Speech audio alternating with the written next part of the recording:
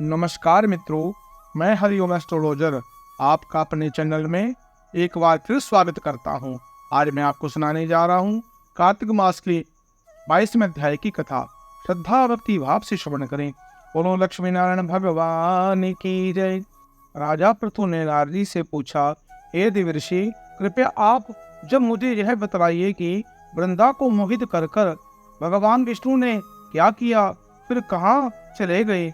नारद जी ने कहा, जब देवता स्तुति कर कर मौन हो गए तब शंकर जी ने कहा, सब देवताओं से कहा, हे ब्रह्मादिक देवताओं, जलंधर तो मेरा ही अंश था, उसे मैंने तुम्हारे लिए नहीं मारा है, यह मेरा संसारिक लीला थी। फिर आप लोग सब सत्य कहिए कि इससे आप सुखी हो जा नहीं। तब ब्रह्मादि देवताओं के नेत्र हर्ष से खिल गए और उन्होंने शंकर जी को प्रणाम कर कर भगवान विष्णु का सब वृत्तांत कह सुनाया। तो उन्होंने बड़े प्रयत्न से वृंदा को मोहित किया था तथा वह अग्नि में प्रवेश कर कर परम गति को प्राप्त हुई। देवताओं ने यह भी कहा, तभी से वृंदा की सुंदरता पर मोहित हुए विष्णु जी उनकी चिता की राख पर लपेट कर इधर उधर घूमते रहे। अतएव आप उन्हें समझाइए, क्योंकि यह सारा चराचर आपके अधीन है।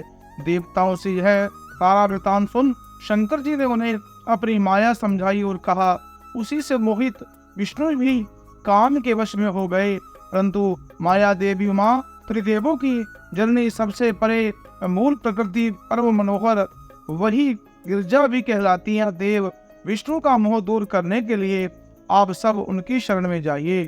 शंकर जी की आज्ञा से सब देवता मूल प्रकृति को प्रसन्न करने चले। उनके स्थान पर पहुंचकर उनकी बड़ी स्तुति की। तब वह आकाशवाणी हुई, ये देवताओं, मैं ही तीन प्रकार से तीनों गुणों से पृथक होकर स्थित सत्य गुण से गौरा, रजोगुणों से लक्ष्मी, तमोगुण से ज्योति रूप हूँ। अतएव आप सब लोग मेरी रक्षा उन देवियों के पास जाओ जो तुम्हारे मनोरथों को पूर्ण कर देंगी। यह सुनकर देवता भगवती के वाक्यों का आदर करते हुए गौरी, माँ लक्ष्मी और सरस्वती को प्रणाम करने लगे। सब देवताओं ने भक्ति पूर्वक उन सब देवियों की प्रार्थना की। उस स्तुति से तीनों देवी प्रकट हो गई। सभी देवताओं ने खुश होकर निवेदन किया कि उन देवियों ने कुछ बीज देकर कहा, इन्हें ले जाकर बो दो, तुम्हारे सब कार्य सिद्ध हो जाएंगे। ब्रह्मादिक देवता उन बीजों को लेकर विष्णु जी के पास गए। वृंदा की चिता भूमि में डाल दिया। उससे धात्री, मालती और तुलसी प्रकट हुई।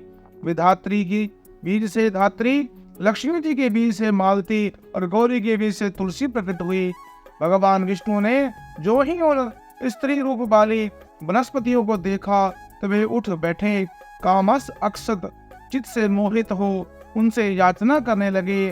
धात्री और तुलसी ने उनकी प्रीति की। विष्णु जी ने सारा दुख भूल देवताओं से नमस्कृत हो अपने लोग बैकुंठ में चले गए। पहले यह इस तरह सुखी होकर शंकर जी का स्मरण करने लगे। यह ख्यात शिव जी की भक्ति देने वाला है।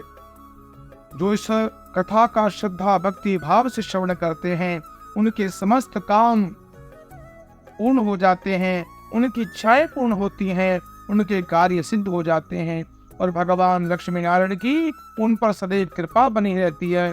मित्रों, यह आख्यान, यह कथा अगर आपको अच्छी लगी हो, इस वीडियो को आप अपने इष्ट मित्रों से शेयर करें, उनके भागी बने और इस चैनल को सब्सक्राइब करें और कमेंट बॉक्स में ओम लक्ष्मी नारायण अवश्य लिखें।